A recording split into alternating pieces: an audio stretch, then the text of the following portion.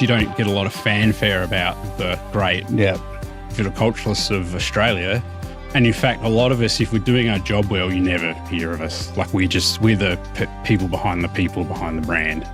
Welcome to Series 3 of Healthy Minds, Healthy Vines, a podcast proudly developed by the Wine Grape Council of South Australia and hosted by Callum McPherson and Nick Ryan. I'm Lisa Bonnier, CEO of the Council, and I'm delighted to bring you this series. The Wine Grape Council of South Australia represents our state's independent wine grape growers. We aim to provide growers with timely support and effective representation through advocacy, collaboration and knowledge building. South Australia is home to just over half of Australia's vineyard area, and it's the diversity of our independent growers, their stories, challenges and opportunities that shows just how important connection is in grape growing. In this new series, we bring you 10 unique conversations, sharing a rich mix of views, experiences, knowledge and questions from across our grape and wine community. From personal journeys to practical insights, each episode is designed to spark thought, build connection and support well-being in our industry. So wherever you're listening, in the vineyard, on the road or at home, we invite you to tune in and be part of building healthy minds and healthy vines together. James Hook is one of McLaren Vale's most respected viticulturists and agronomists, known for his practical knowledge, innovative approach and deep commitment to sustainable grape growing. As co-founder of DJ's Growers, he works hands-on with vineyards across the region, helping growers restore and improve blocks, adopt new technologies and prepare for the challenges of climate and market change. He played a leading role in creating McLaren Vale's Sustainable Winegrowing program, which became the model for Sustainable Winegrowing Australia, and today supports thousands of growers nationally. Recognised by WSET and IWSC as one of the global wine industry's Future 50 leaders, James combines science, community and storytelling to highlight the importance of how grapes are grown in shaping the wines we love. Here's James Hook. James, what sparked your interest in viticulture? Well, I had a good teacher. So, yeah, I didn't come from a farming background. I think probably about half the people you'll talk to in the industry didn't actually come from wine, didn't want anything to do with it. But I got to be about the right age, 15, 16, was thinking, what am I good at? What could I do? And I happened to have an agriculture teacher who was an Oliver, so related to the Oliver's Turanga family. He's a cousin. And so what do you do at night? Go and do a couple of hours with him. If you're lucky, he might let you on the tractor, but mostly it's just labour. And then you think, where's a good university? Lucky there's one in Adelaide, only an hour from where I live. So I guess you're lucky to have that agriculture teacher, but do we do enough? I mean, I always say there's sort of two kinds of people in the wine industry. There's those who are conceived under canopies, who have family wine businesses, and that's where they're always going to end up. And then there's others that somehow fall into it. But do we do enough about, do we extend our catchment enough and encouraging people into the wine business and particularly into viticulture? No, I think we're a bit snobby about the industry, and we sort of, some of it's terminology. We have this whole load of language that you need to know, that if you don't know that language, you feel very self-conscious. Yeah. So as an 18-year-old, you're probably not going to have very good pronunciation of things. So you're going to feel horribly self-conscious about wine and vineyards and the way it all works. And that really does limit the diversity in the industry. So I am a white Caucasian person, and I'm not actually a diverse person. I can pass for a farmer's son. You wouldn't realise necessarily that I wasn't. But if I was of a subcontinental background or we've got huge numbers of people that we need to actually attract into the industry that are smart and exactly who you want, but they're just put off by the fact that it's just not, it doesn't seem for them. They might not own a pair of RMs. And I don't just say that just looking down at your feet. Yeah. And look, I went to university and I despised the people that sat in the front row that were 40 and talked about how things were done in the Loire Valley and WRMs and asked questions. Now, I turned into that person. It's inevitable. But I remember being 17 and going, oh, my God, what have I done? But, I don't fit in. But is it important that you never lose sight of who that 17-year-old was? Yeah, you've got to talk to that 17-year-old all the time. Yeah. So you did viticulture and enology at uni, and where'd you go after that? I was lucky in that I graduated at a time when we were in a job-rich environment. So I was able to not within instantly get the right job, but within eight or 9 months of just working on a vineyard, I actually had a graduate level job working in a corporate company, giving advice to farmers. So really ridiculously quick when you think about it. Yeah. How do you deal with the imposter syndrome in you never that? get over it. You still have it. Yeah. It can be healthy though, can't it? Yeah, of course, because you've got to question yourself. Yeah, you've got to try. Like you didn't earn it. You don't never feel like you've earned it. So you have to go back and constantly learn, re-earn and relearn. Push, and read. Yeah. Mm. And speaking of that, you went back to uni in 2019? Yeah. Why'd you do that? Because there was always an assumption of like, well, James, you're a smart person. Why don't you have some higher qualifications? And I'm like, oh yeah, I'll do that. That'll be fine. I'll be able to work full time, study part time, and have a family. No problem. Yeah, it's very hard. So you went back to do a master's? Yeah, I did a master's. Yeah. Okay. And at one point, I got asked, should I turn it into a doctorate? And I went back to my family, and they said no. Okay. So but I secretly wanted to be Dr. Hook because it's just cool. Or Captain Hook would be. Walk right in, sit right down. Yeah. So that was a bit of a challenging period when you went back there? Definitely. What was tough about that? It's just because studying when you're young is very different to studying when you have a lot of other responsibilities. Because studying, to do it properly, you've got to be selfish. You'd be like, I'm just going to read these papers and, I'm going to go out and drink and have fun and socialize and work with my, which is a really big, important part of the university methodology is actually bouncing off your peers. But if you've got a family to go home to, you just go in there, do what you got to do, go home. Too old to have fun. Yeah. Yeah. But you find yourself self-educating along the way as well, though? I mean, you've always been the kind of person who's trying to keep on top of developments and research and what's new. Yeah, we don't. If you're not, there are things that existed even when I was doing my master's, which is like only 6 or 7 years ago, that have been developed since then. So if you were only just stuck like a dragonfly in amber, then you wouldn't understand what people were talking about.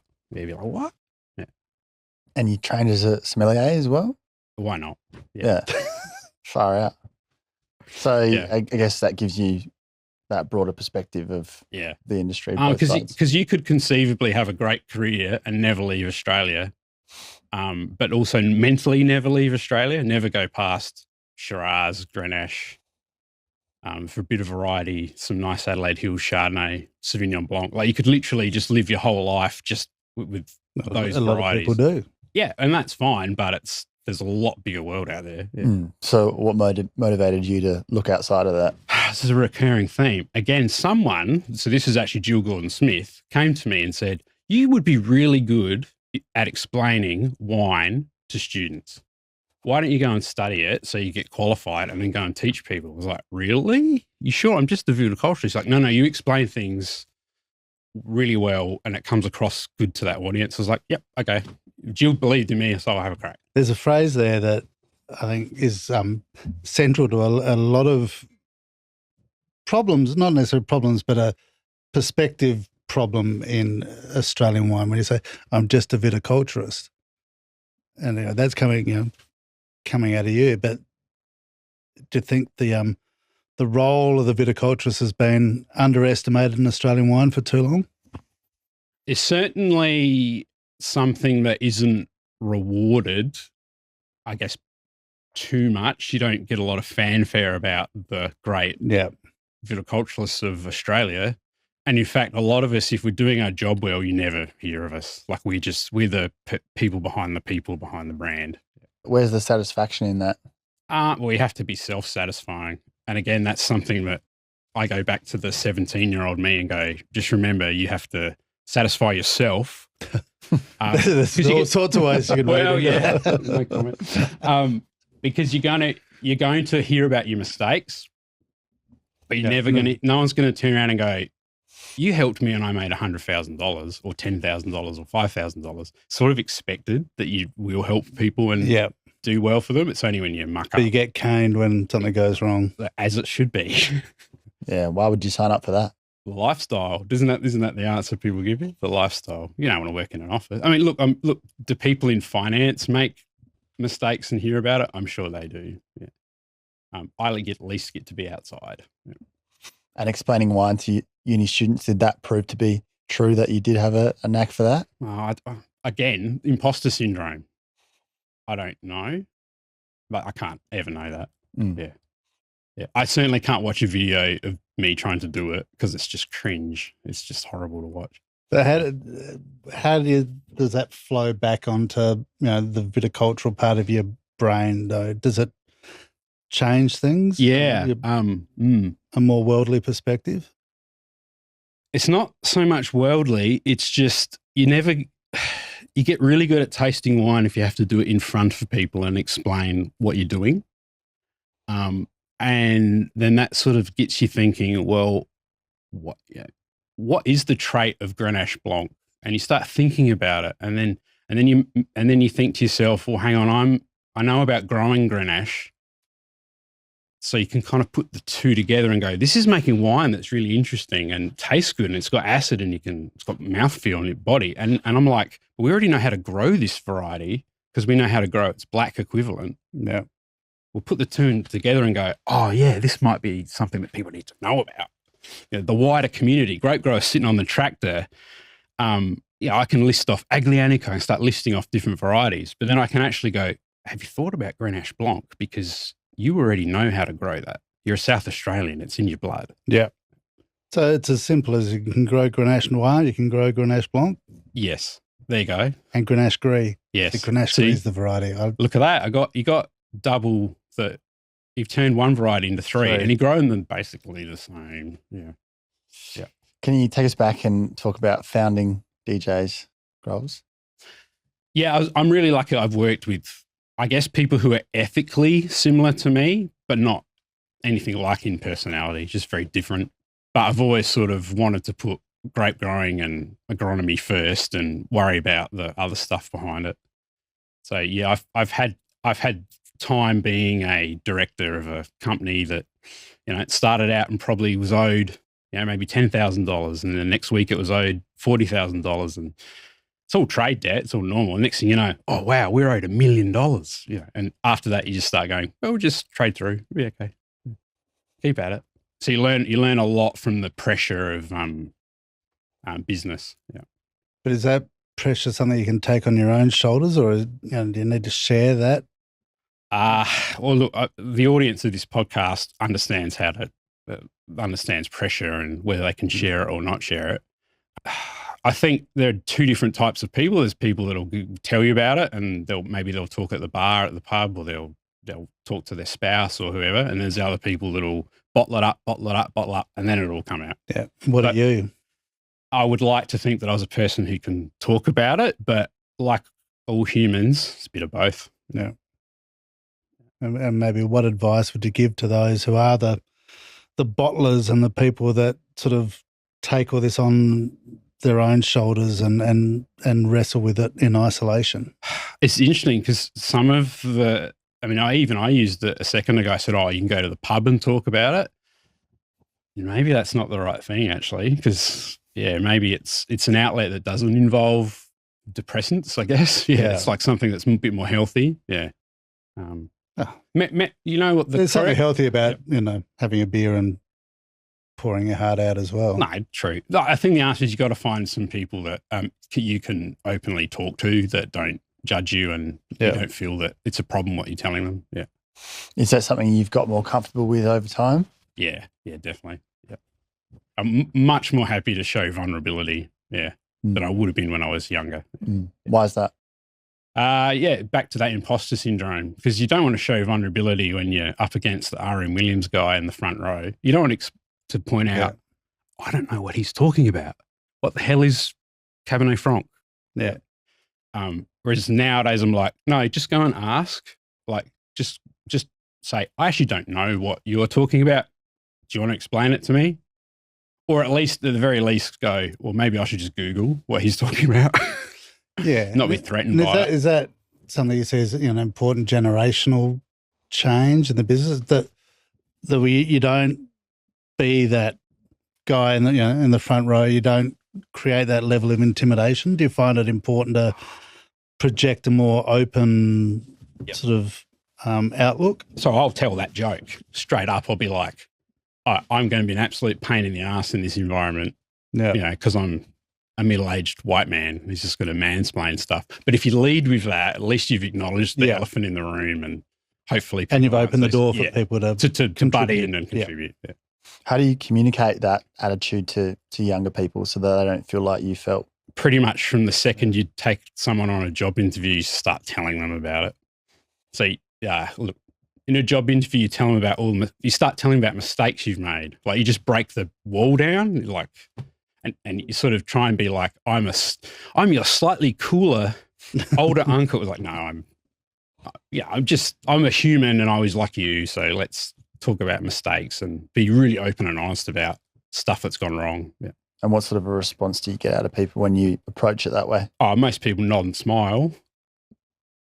But then what you'll get is maybe 5-10 years later, they might come up to you and say, and they'll remind you of something that you've said that I've probably totally forgotten it. And they'll be like, that was really good what you said. And I was like, oh, yeah, I do tell that joke, or I do talk about that experience. Yeah. So you won't, in the time, you're not necessarily going to have anyone go, thanks, that's great advice. But hopefully down the track, they're like, oh, you explained something that happened to me later and I got it. Yeah. Well, it's a seed that's planted. Yeah. How's technology evolved things over the last few decades and going from where you were to where we are now? Well, once upon a time in Langon Creek, there wasn't phone coverage. So you'd have to have like a check-in location to go and check in with people, because that's if you're working on a track there. Like, if you're out of CB range, or if you're being a grower liaison officer and there was a problem with a grape pick in the middle of the night, how it was meant to be fixed, there's no communication. So now we have 24-hour a day communication, a lot of app-based things that can generate, like hard data for you very quickly. So take a photograph, get some data, do a botrytis count, get some data very, very quickly. Whereas in the old days, you had to really do some reports to get that data across and get the info quick. What are some of the innovations that have made the biggest difference? It's communication. So because you have communicative abilities, you can take a photo of a problem and convey that to all the people that need to know it within seconds, or use Teams and use apps and things like that. Unfortunately, some of the other tech that's coming along, like AI and robotics, I look at it and I think this will be great, but it won't be for my generation. It'll be for the next people on. Yeah. Well, it's about 20 years away. Yeah. Too many kinks to iron out first. Yeah. Is there something we're in danger of losing from an old way of doing things in a rush to embrace technology? Are there things that we should keep sacrosanct and ways of operating that have proven themselves over time that we shouldn't necessarily lose sight of? Knowledge on how to prune, that's been talked about on the podcast. Like, it is an art form that, unless you are training people to do that, again, you're going to lose it as an industry.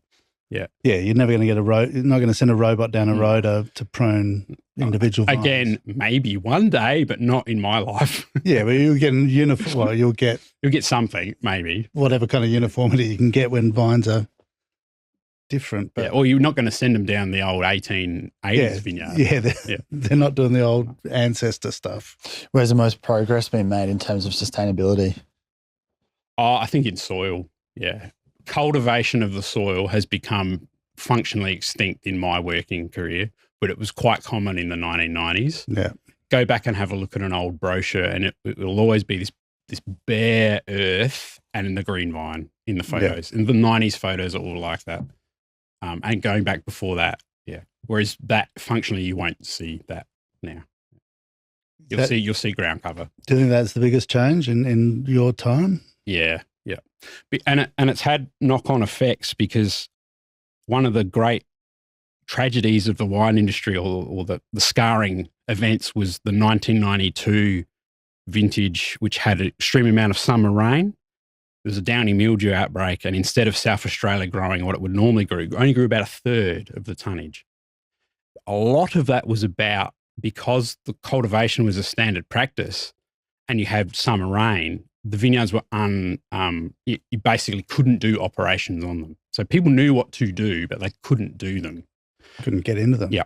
Whereas in as late as 2023, which is not very long ago now, there were similar weather conditions to 1992, but did people lose crop to downy mildew? Much, much less. Maybe 10% at the worst. The difference is they had ground cover, they could operate, they could do things. Yeah. Tell us a bit about Lazy Ballerina. I like making wine. Obviously, I think if you're around wine, you want to make some. Yeah. So I love it and hate it. Yeah. Okay. Let's lean into the hate side of it. The hate of it. Because you know what the worst day of the year is? Having to deal with difficult growers? No. It was when you bottle wine. Why? Oh, 'cause it's nerve-wracking. Yeah. Yeah, it's horrible. And you know you won't like what you've done. You know it. In your heart, you're like, I'm not going to like this. And you're like, but that's it. Yeah. That is now what it is. Yeah. And you've got to hold on and wait and let it settle and then have another look. But and it tastes like garbage for about 6 weeks, if not longer. And I guess that's a worrying 6 weeks. Yeah. And saying if you open up wine every day, which people who work in cellar will do, you realise that like bottle shock can come and go, and you can see stuff 2 years later that you think, well, that's looking a bit dull today. Yeah. Do you make wine like a grape grower, or does your head switch? No, totally bucket chemist, grape grower. Yeah. Oh yeah, real low tech stuff. Yeah, embarrassingly bad. Yeah. No. Well, no, because you can go to people's winery. The fruit's good, right? The fruit's good. It's easy, yeah. Because you can go to people who make traditional garage style wine, like Drew and Ray Noon's a good example. Their winery is spotless. They have art on the wall. Okay, I have spiders. Yeah, yeah. I would never show Drew and Ray Noon my place. They would be horrified. They'd be like, "That's lovely, James," but and then they run screaming. Yeah. How long have you been making wine for? 2004. So 21 years. Yeah. Crazy. Gotten much better in that time? No, probably a little bit worse. Yeah. Yeah. And that sounds strange, but yeah, probably a little bit worse. Yeah. Because you get more neurotic. Yeah. And also, like, another big difference is, say in 2004 and 2005, you got no fear. 2007, you got no fear. I'm like, Nick Ryan, try my wine. Whereas now I would not actively seek any sort of feedback or criticism. Because in 21 years, shouldn't I have gotten better? Like, well, but do you think you don't need the reassurance or the encouragement? You know what you're doing, and you're comfortable in what you're doing. You probably need it more, but you're probably more scared about the consequences of not getting it. Yeah. Well, you write it off to experience as a younger man, but as an older man, you start to worry. Well, I think you wouldn't expect me to know what I was talking about when I'm 25. Like, you probably would expect me to know what I'm talking about now. So if I presented to you something that I wasn't happy with, and I'm already telling you I'm not happy with it, so you won't get presented with it. Yeah, you're more than welcome to try it, but just it'll be on the sly. I'll just be like, I'll just leave it there and walk away and never come back. Yeah. Do you ever have a product that you are happy with, or is this a consistent theme where it's never good enough? No, it's never good. That's always been the case? Yeah. All right. It's something that you can try and work on, or it just is what it is? No, I think the day that you're 100% happy, is that the day you quit? It wouldn't be possible. It just wouldn't. And I'm not the only person who is like this. You will poll a lot of people, and they will, in the wine industry, that would never really truly be tell you that they've reached satisfaction with their product. No, of course not. And that's partly what keeps it interesting. Yeah. But doing it for over 20 years, there must be at least some wins in there where you can you can hang your hat on it briefly and say, oh, actually, that was good? Well, no, the best thing of all is you can go back and look at older wines and go, these have held up really well. These look good. Mm. Like these can easily be cellared longer. Like, wow, good. Got, I'm happy with that. Yeah, they've at least turned into something. And you think, well, this is interesting where this is going. Yeah. Looking at some of those older wines, what lessons can be learned for the future in some of those wines? You look at how they stand up now, what they present to you now, and you think about what, the way the vineyard was set up at the time, or it's a massive cliche, but if the fruit looks right, tastes good, particularly with Shiraz, if it's of a small berried variety, and it will make an age-worthy wine. Yeah, if it's healthy and in good condition and the fruit's nice and small, you don't have to have the resources of a massive company. You can make something solid out of that. Yeah. And that rule can be repeated and taught to people. It's not an accident. What's the toughest season you've had as grower/winemaker? One where you went, oh, I don't know what I can do with this. Well, there's two scenarios. So one is if you're making wine. In 2011, I'd already picked my fruit and it was in a winery and it was raining on the roof of that winery. Was anything wrong with that fruit? No, it was already picked. Didn't have botrytis. It was already picked. Was it easy to sell? No.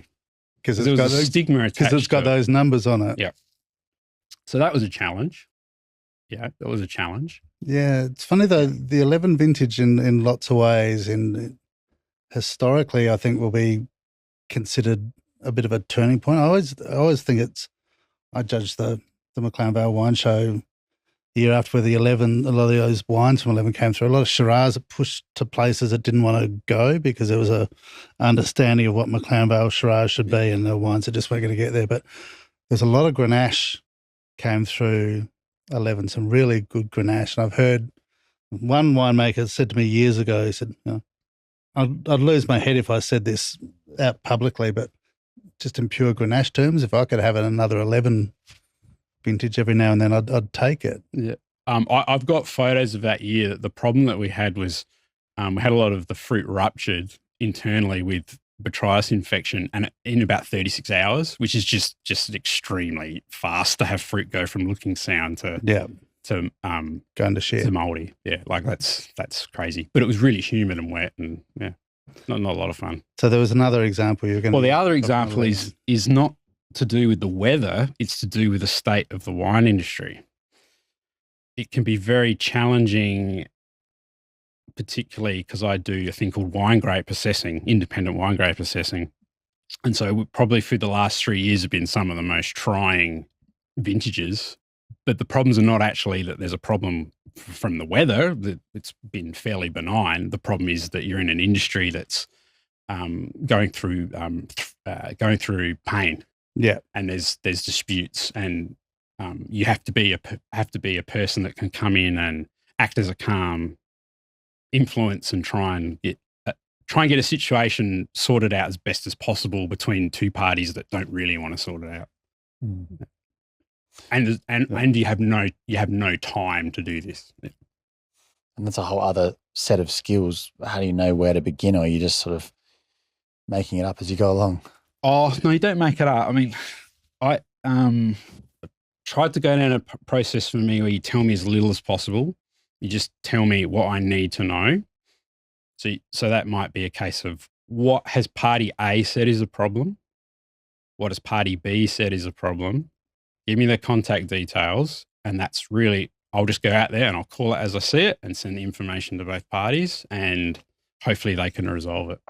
Because you don't want to get into someone's telling you this and someone's telling you that. Because I'm just there just to be a clean skin and just call it as it actually is and get out.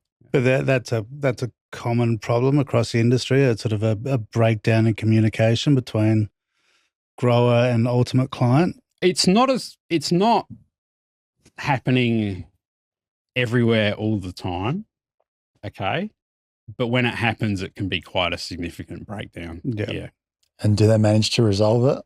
In most cases, things are in the favour of the wine company. So the grape grower will have to make some sort of compromise to get an outcome that can work for them. Yeah. Got some other thoughts on the current state of the industry? Parts of it are getting smaller, which is happening through natural attrition. So a place like McLaren Vale is probably going to be about 10% smaller. There are other regions, maybe the Adelaide Hills might get a little bit smaller. Clare will get a little bit smaller. So there are things that are happening to sort of equalise the industry out. But what's concerning to me is the casualties along the way. I think the name is on the tin. So healthy minds and healthy vines is you don't really want to lose vines that maybe in 10 years actually turn out to be what we want as an industry. And you don't want to lose the people. We're going to need healthy minds. We're going to need young people coming into the industry that see a viable career in it. Because at the moment they're getting signals as they go through uni to like the wine industry is something that it's not going to be hiring, they're going to have to. It's a pretty depressing thought to think that's what's coming out of the halls of learning. Here, sit down, kid, pay your fees, but you're wasting your time. I mean, that's a depressing thought. It's not that they're getting necessarily told it like that, but you just open up the paper or do your research about the career you're about to go into, and you're just getting people go, oh, hang on, maybe try and do something else. Yeah. How do we get better then at projecting what future needs are? Look, we all know, they're very prominent examples of it sort of getting it wrong. And the problem with wine is it's easier to turn the Queen Mary around than make significant change quickly in the wine industry. So you need to be projecting further out. How do we get better at thinking what's coming down the pipe? I think the people that crack that, have the answer. If you take water away from land, you remove its ability to produce anything. Yep. So I don't think that's a solution in Australia, but there does need to be some viable alternatives to grapes. Yep. And as many of those that are as viable as possible that sort of have a little bit of an overlap. Maybe there's a skills-based overlap. So if you're growing olives in the Riverland, you can easily switch between growing olives and growing wine, and the staff and the teams. It's a labour force thing as much as anything. But of course, if you remove the production in that area, well, then that's it. And in the Barossa Valley and in the Adelaide Hills and in McLaren Vale and there's other regions around Australia that'll be like this. Of course, if you put houses on it or you turn it into hobby blocks, you lose its productiveness. So I really would love to be able to answer that question. And I think we all would, James. Yeah. But and it's mixed up with what's going to happen with the world as well. Like we can make our own destiny to a certain degree as an industry, as a community, but there's some things happening that are beyond our control. How do you retain people, bring more people in, and what's that counter narrative to the doom and gloom? Well, multi-skilling helps. I mean, I grew up thinking that you were just a viticulturalist and that's what you were, but no, you're not. You can be lots of other things. Yeah, as successful and still be in the same industry. And if the needs be to have a bit more, someone who's good at viticulture, we can pick up a few more days of that. And so I think just people being more multi-skilled, and younger people tend to be like that now. Is that becoming more of a necessity? Yeah, I think so. Yep. The idea that you can maybe do the social media for the business. Because if you're going to be a decent grape grower in the future, this is crazy, but you're going to have to be a marketer. Yeah. And you were a very early adopter of all of that, James. You threw yourself into it in the very early days of things like Twitter, and you were very active on there. So what are those opportunities, and what are the benefits of promoting what you're doing in that space? Culturally, I guess we do have a cringe about people who promote themselves. Like, I guess traditionally growing, I'm a child of the 80s, and just that tall poppy syndrome. But you do have to get past that, I think. Maybe people do have enough self-confidence to go, look, we have to promote that we're doing this as a grape grower, and we're doing this as a winery, and yours was never about self-promotion as such, as more sort of engagement and conversation starting and shining light on. Yeah, and as a grape grower, people can do that. Yeah, but they're self-conscious to do it. But there's some hell amazing stories out there that so why really interest people. Why have you prioritized that and made a point of doing that? It wasn't conscious. It was just something. It was about being immersed. It was about, you might as well go in boots and all. Yeah. There's no point sitting on the fence. You might as well jump in. And what good comes of that, of showing people the reality of what you're doing? There'll be opportunities. Yeah, you'll get opportunities. Yeah. Yeah. People will tap you on the shoulder. And like I've given you some examples that Jill Gordon-Smith tapped me on the shoulder and said, you explain things well. Why don't you go and become an educator? Whereas obviously if I hadn't been making content, I wouldn't have got the tap. Yeah. Do you enjoy doing it? Yeah. Or is it something that you have to kind of force yourself into? Sometimes you have to force yourself, because you don't feel like it, because you're tired or you're self-conscious But you just get over that the more you do it. Most of the time you get over it. Sometimes psychologically, it's like you just don't, like you might sit there in the car and go, I need to do this. I have something that I can say and people will be interested in it. You have to psych yourself up for it. And 20 minutes later, you're still like, no, come on, get out of the car, do it. And then are you doing lots of different takes, or do you do a one-hit wonder? Take. Try and do it live, because then you've got no temptation to go back on it.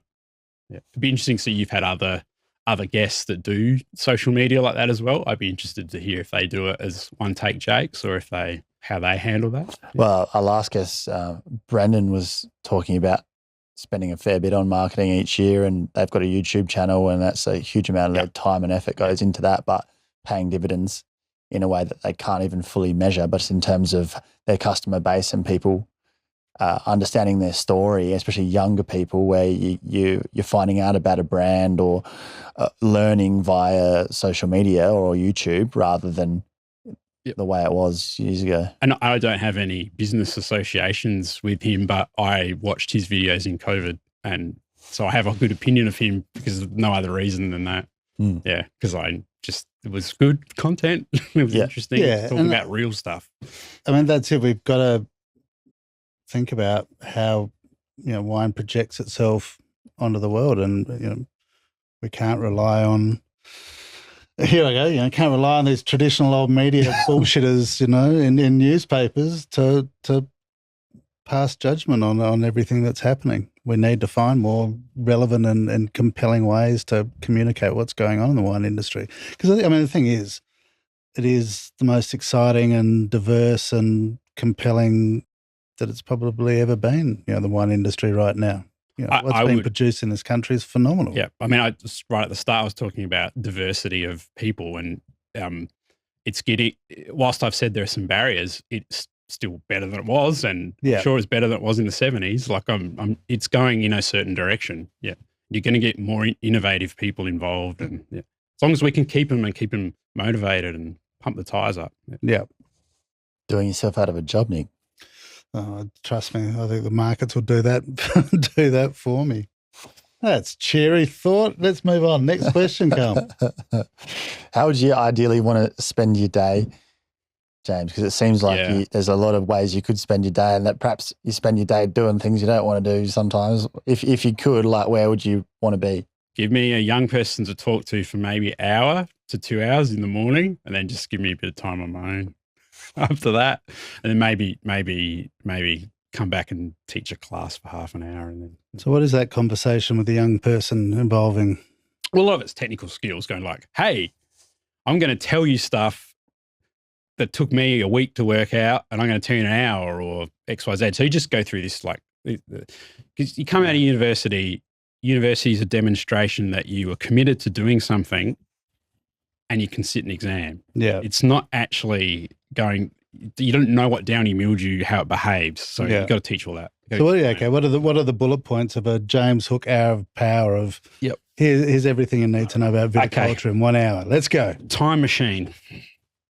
So what you do, you find the earliest possible block, because the problems that will develop in that block So let's say it's Chardonnay at near Aldinga Beach. The problems that develop in that block will develop in Chardonnay at Lenswood probably 5 weeks later.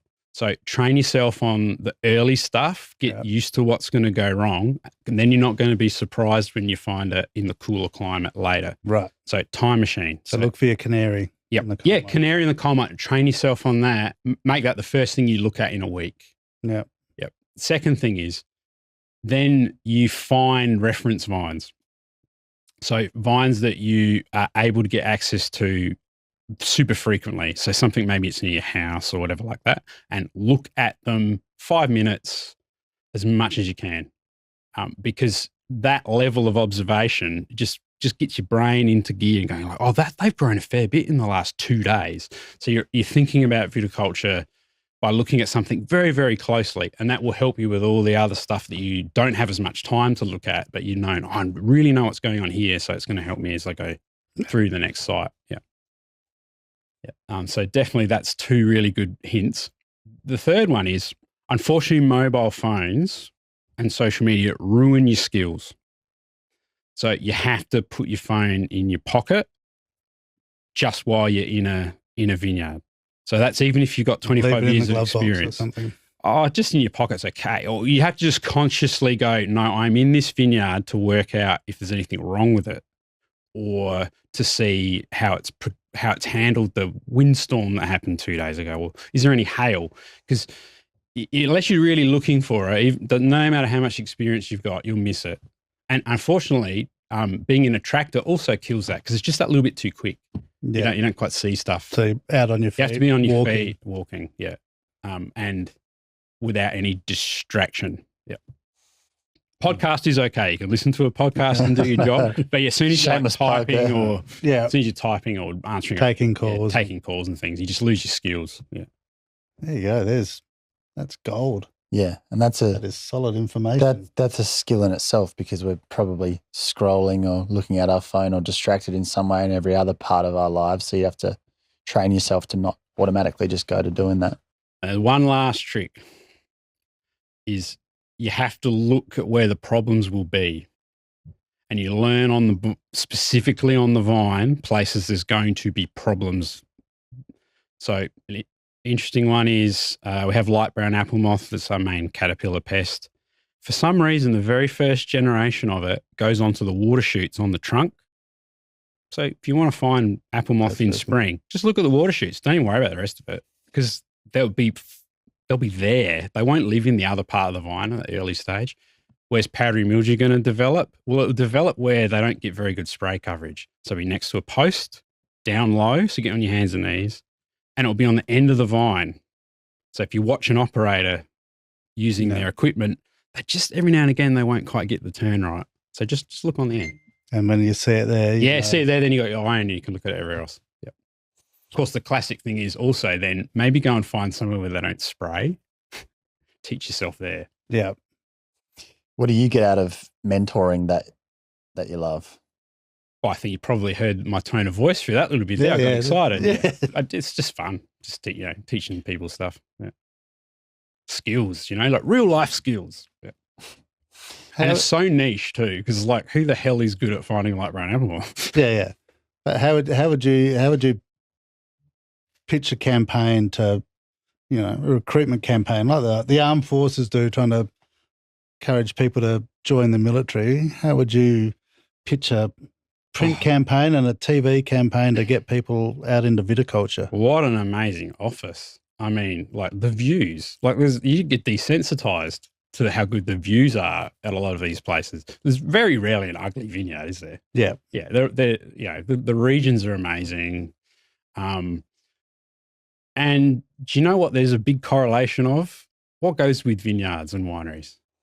Restaurants, cafes. So if you want to be involved in agriculture, it's the pinnacle, because you've got a value-added product that has all this joy and pleasure. Yeah. So I think you just literally show people doing their job, the visuals, and also understand though that you can be a serious innovator in science and still have this lovely office. Yeah. A lot of people we speak to on this show, their other half keeps them on an even keel. Is that the case for you? Oh, well, I've always been fascinated about people whose partners in the wine industry as well. Like, whereas mine isn't. Very different. Except, of course, though, we have a family business that we run together, so she absolutely has By default, she's influence on that all the time. Yeah. So no, that is because it is a job where you can get a phone call at 9 o'clock at night that's important and serious. You do have to have that understanding, and yeah.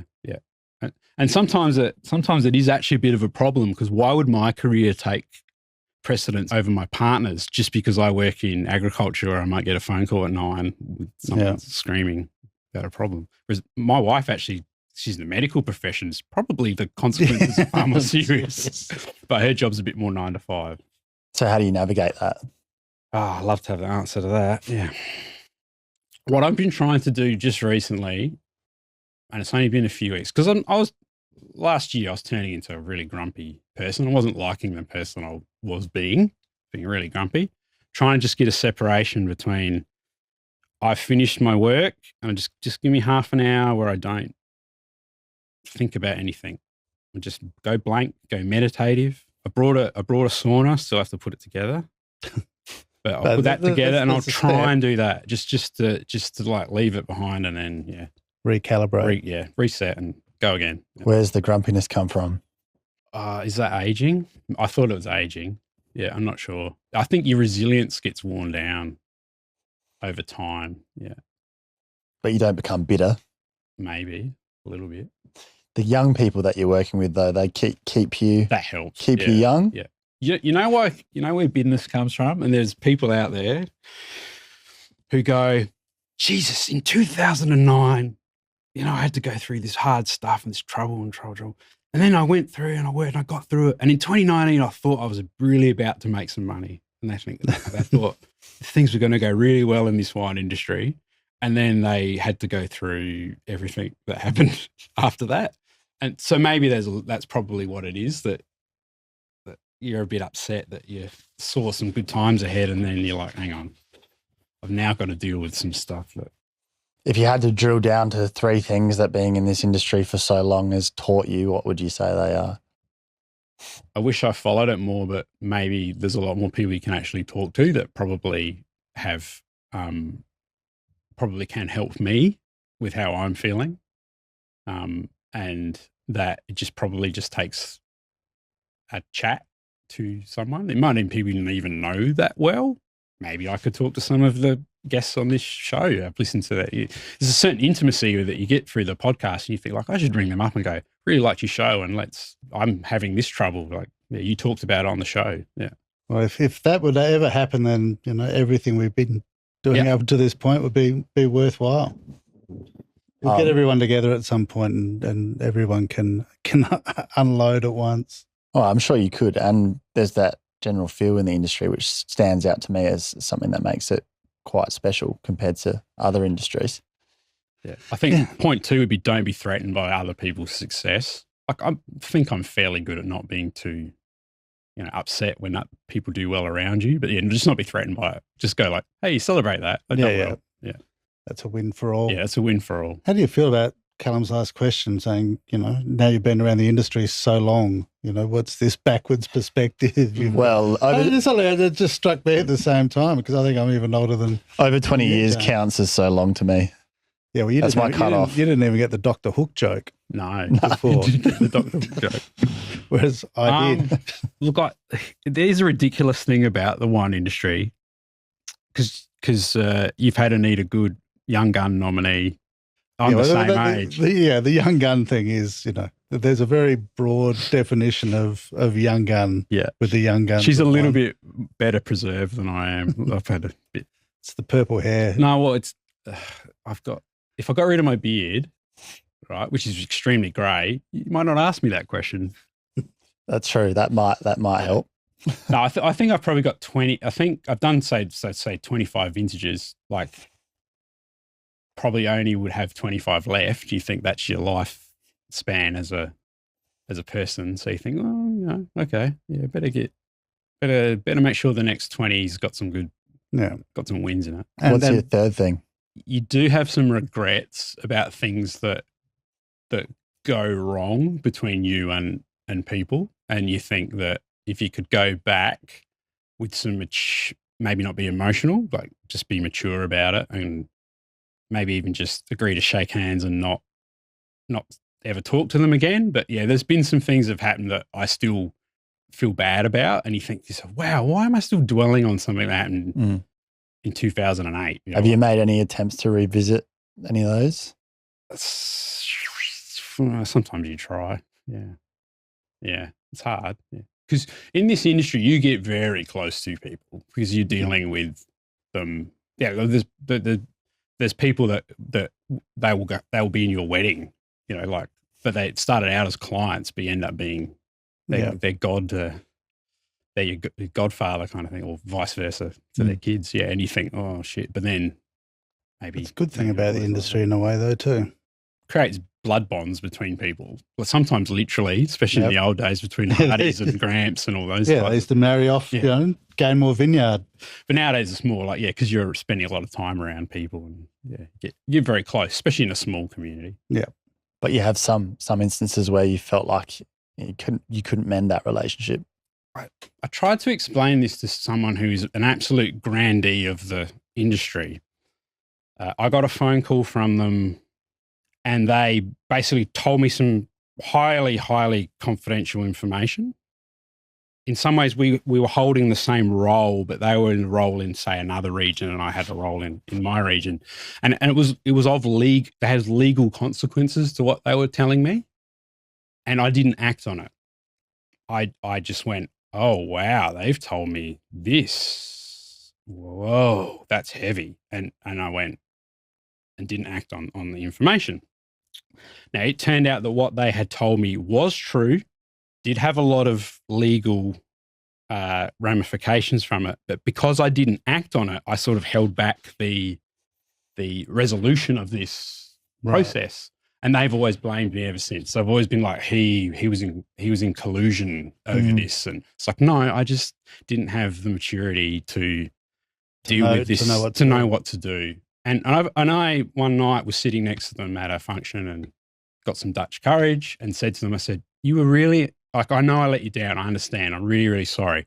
But remember that you were talking to me when I was 25 or 26. I had probably had quite a jumped up title, voluntary position. I'm like chairman of something, but it didn't mean that I had a lot of experience. Yeah.